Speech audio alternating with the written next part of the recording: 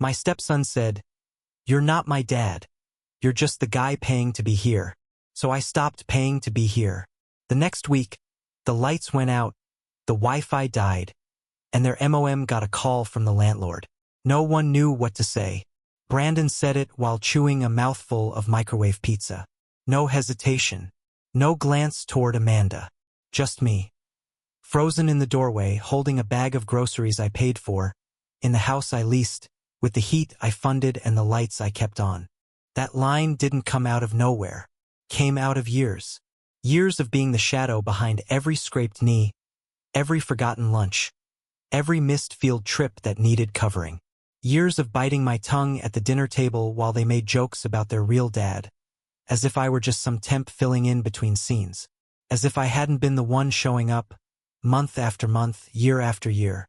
I stood still for maybe 10 seconds. Long enough to hear Zach laugh from the couch. Long enough to feel Amanda's silence behind me. The silence of a woman too exhausted or too complicit to say a damn thing. Maybe both.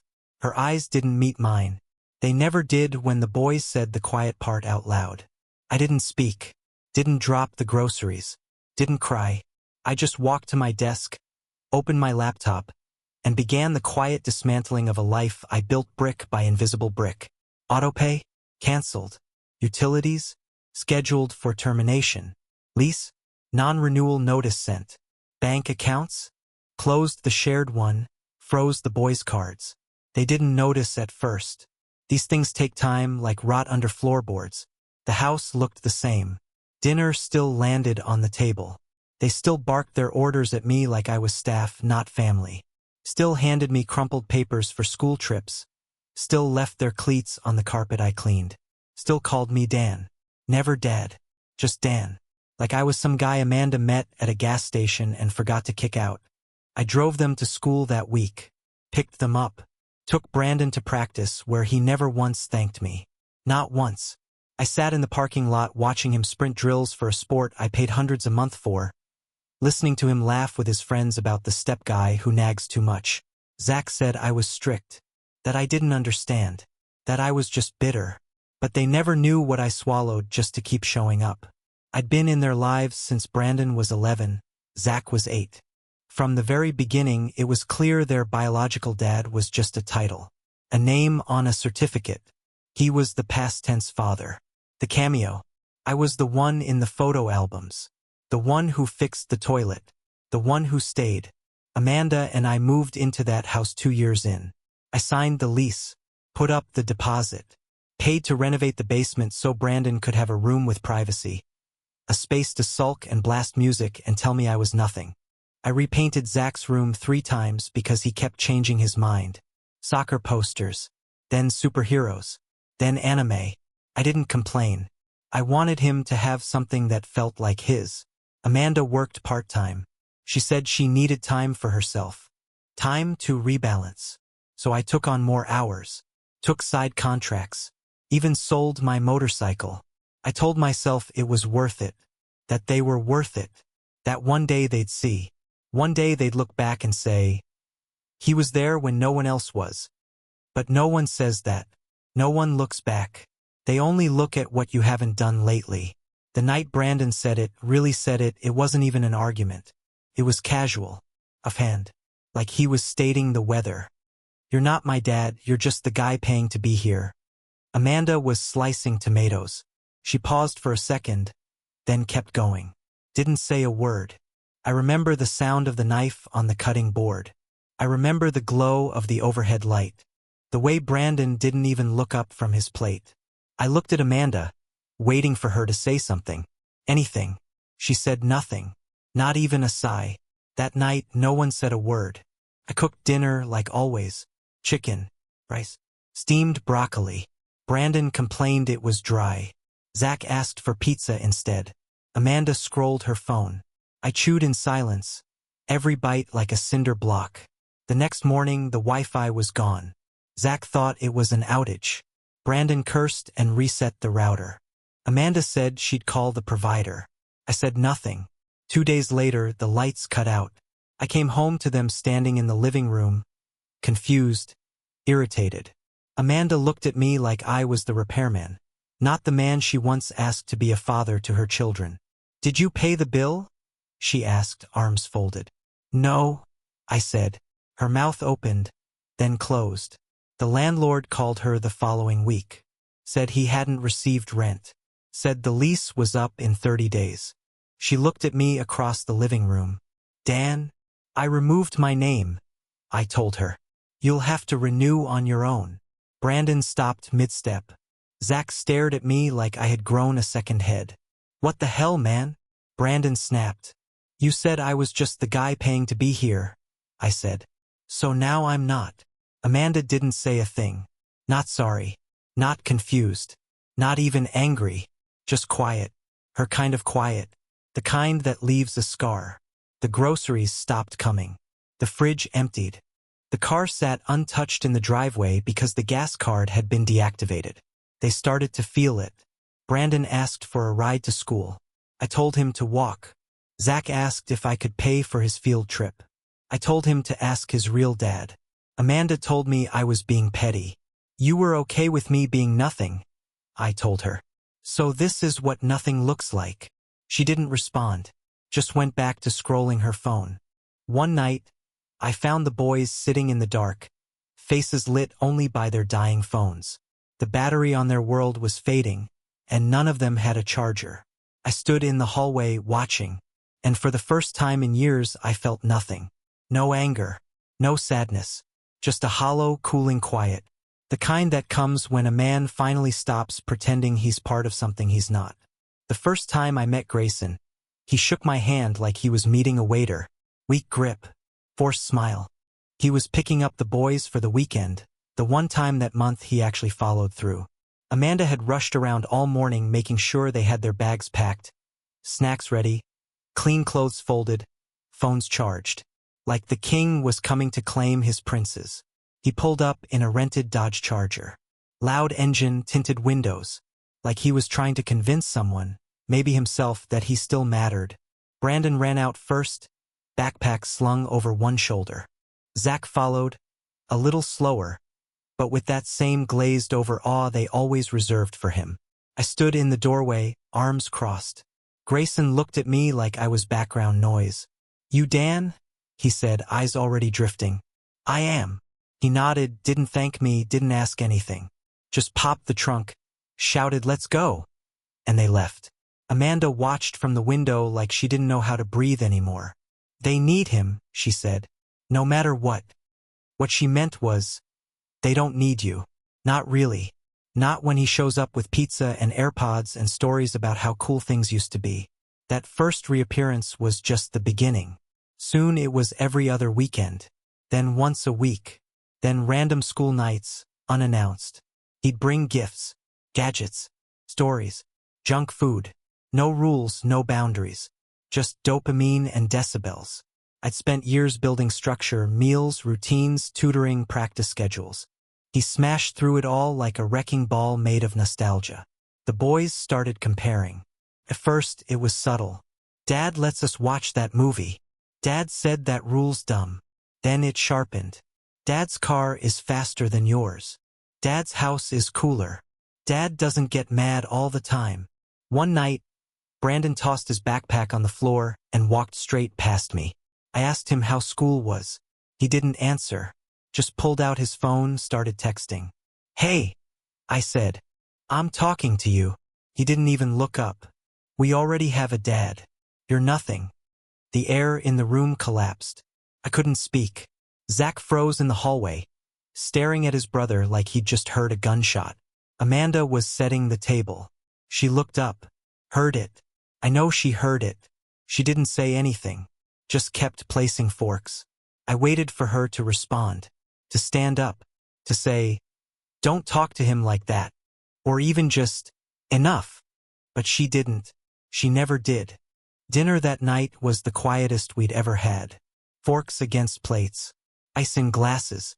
Brandon scrolling through his phone like he hadn't just lit the house on fire. Zach picking at his food, glancing at me, then back down. Amanda chewing. Always chewing. Like if she stayed in motion, she wouldn't have to deal with the silence.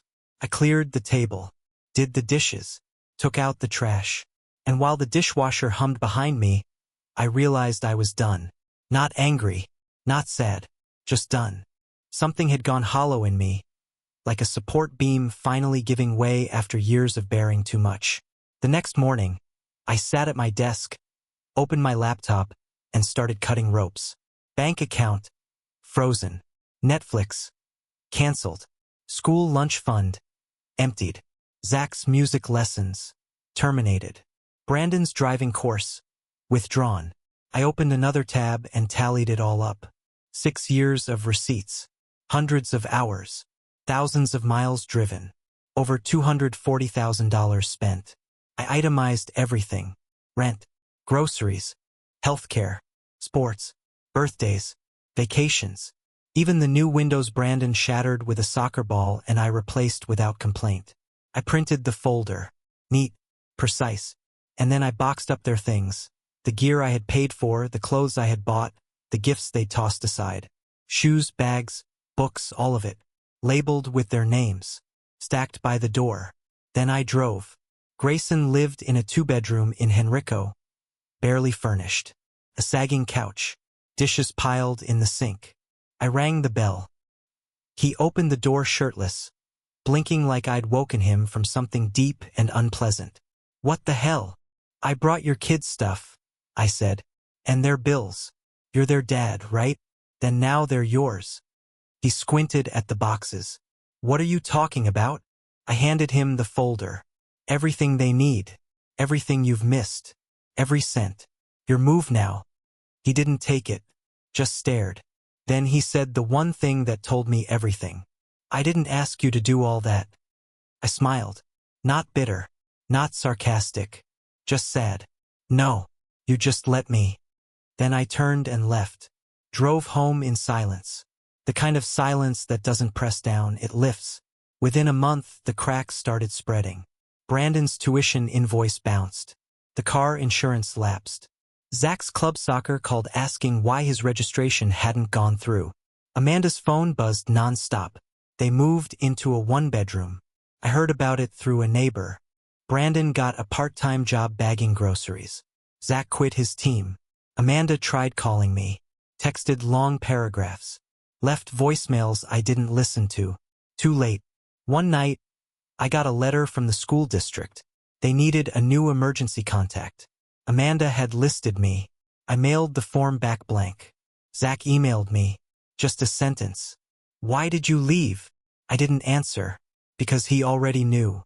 Amanda stopped by once, knocked on my new apartment door, said she wanted to talk. I opened the door just wide enough for her to see the life behind me. The uncluttered rooms, the peace, the absence of demands.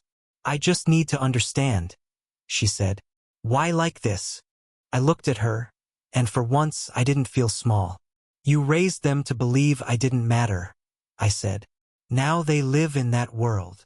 She looked older, smaller, as if she hadn't realized until just then that things don't unbreak. "Brandon's struggling," she said. "Zach misses you." I nodded. "They'll learn." She looked like she wanted to cry or scream, but she did neither. I closed the door. The next day, Grayson called me. "You really screwed them up, man," he said. "No," I said. "I just stopped hiding what was already broken." He didn't call again. Weeks passed, then months, and slowly, the noise faded. The guilt, the justifications, the weight. I moved cities, took a new job, met someone, Lauren. No kids, no late-night fights over Wi-Fi, no lectures ignored, just quiet dinners and mutual respect. Sometimes I still hear from Zach. Short messages, birthday greetings. One time he wrote, "I get it now." That one stayed with me. Brandon never wrote, and that's fine. Some bridges only burn once. Amanda sent a Christmas card last year. No note, just a photo of her and the boys in a cramped apartment. I didn't respond. I didn't feel cruel. I just felt free.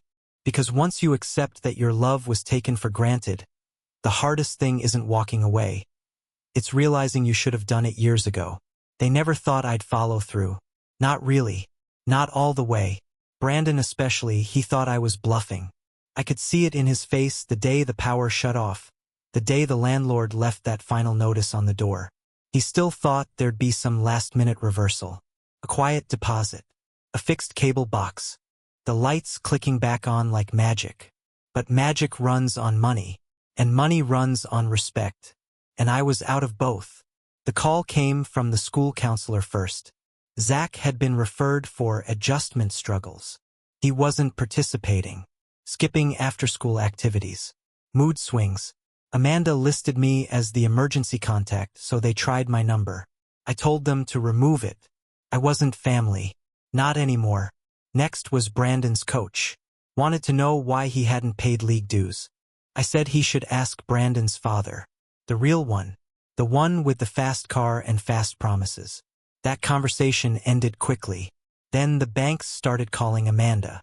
She hadn't realized how much I'd been covering. The car note? In my name. Insurance? Gone. Cell plans? Cancelled. Even the damn Spotify family account. I'd shut it all down. I gave her 6 years of uninterrupted stability, and when I stepped away, it all went black in less than 60 days. Brandon still had his pride. He wouldn't ask for help. Wouldn't even look at me when we crossed paths in town. I saw him once outside the grocery store, stacking carts, sweat on his brow, eyes low. He wore headphones, but I knew they weren't the ones Grayson bought. Those broke long ago. The ones he wore now were cheap. Generic. Like the world he used to mock had finally swallowed him whole. Zach was different. Zach emailed again. This time longer. It started with "I'm sorry" and ended with "I didn't mean it." Said he missed the structure. Missed me. Missed our weekend breakfasts. I used to make waffles extra crispy. He said it was stupid how much he missed the smell. I didn't write back. Not out of anger. Just clarity. Boundaries aren't cruel. They're overdue. Amanda cracked. It was a Saturday morning when she showed up again. Same knock. Same posture. But this time her eyes were red. No makeup. No performance. "Please," she said. "Just let me explain." I didn't want to hear it, but I opened the door. She stepped inside, looking around like it hurt her. Clean floors. No shoes in the hallway. No noise. Just calm. "You didn't have to cut everything," she said quietly. "You could have given them time." "They had time," I said. "They had 6 years." She wrung her hands. "They're boys, Dan. They don't think. They don't know what they're saying half the time." I nodded. "And you? Did you not know either?" That landed. She sank into a chair. "I thought it would pass. That they'd come around." "But you never made them," I said.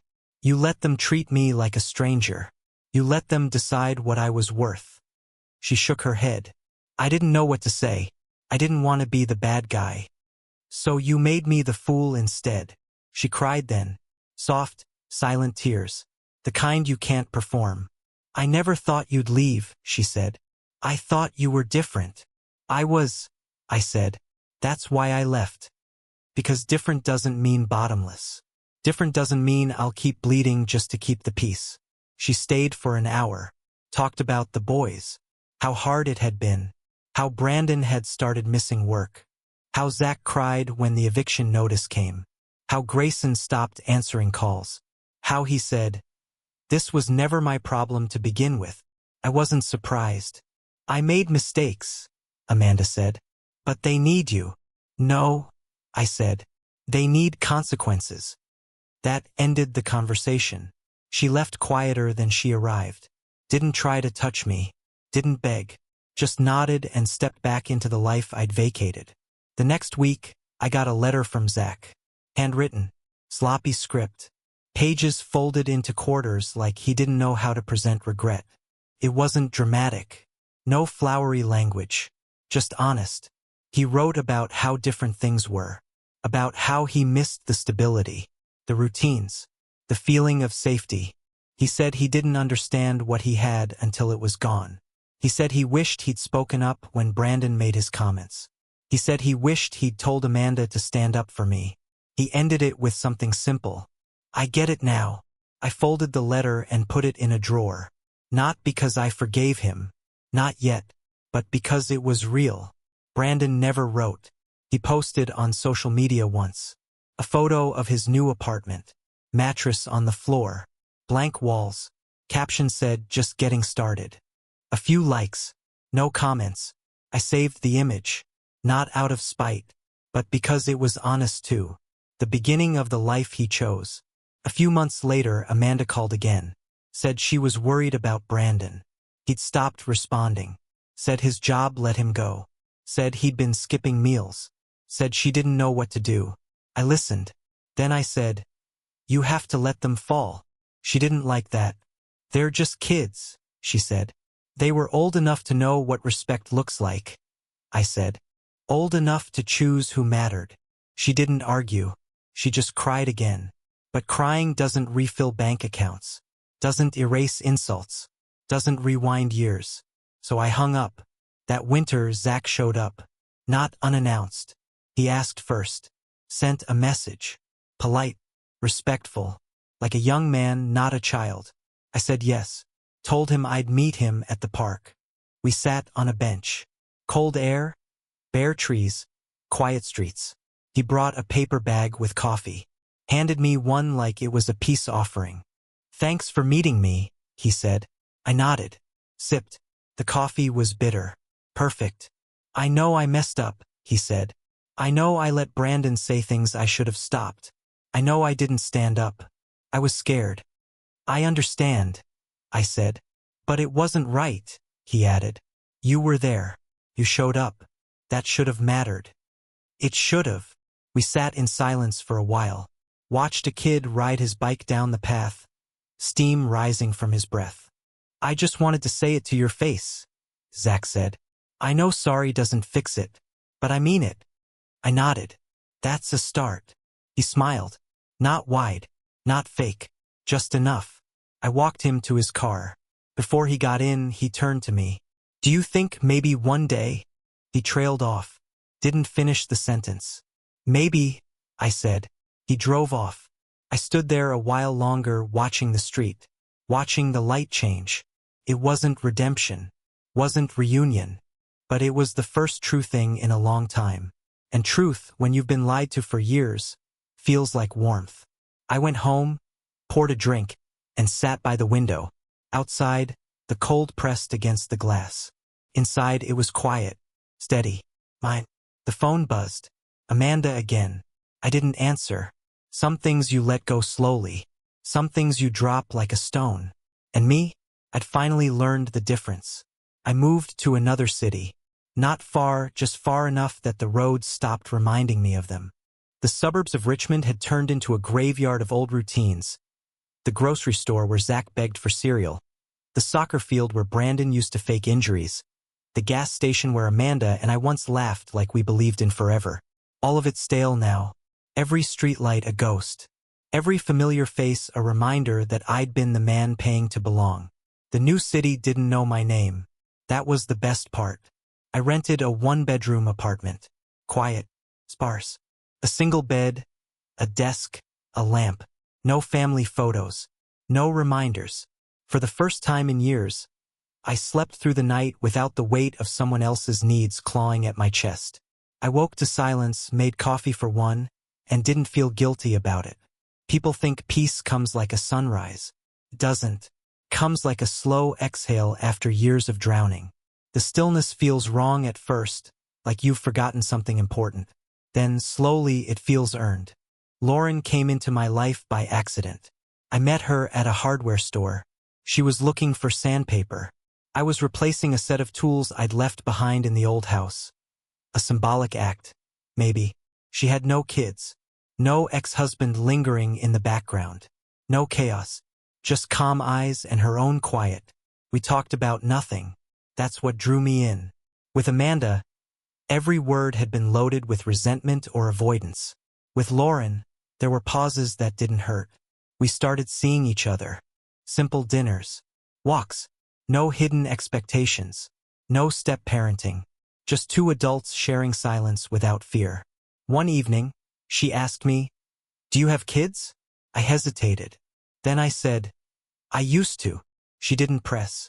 That's when I knew I could breathe around her. Months passed. My new life grew roots. I learned the texture of quiet living. Bills that only bore my name. A fridge that stayed stocked because I wanted it to. Weekends without arguments about curfews or forgotten permission slips. I even picked up painting again. Something I'd given up long ago when Amanda said it was a waste of time. Turns out, creating something for no one but yourself is a kind of resurrection.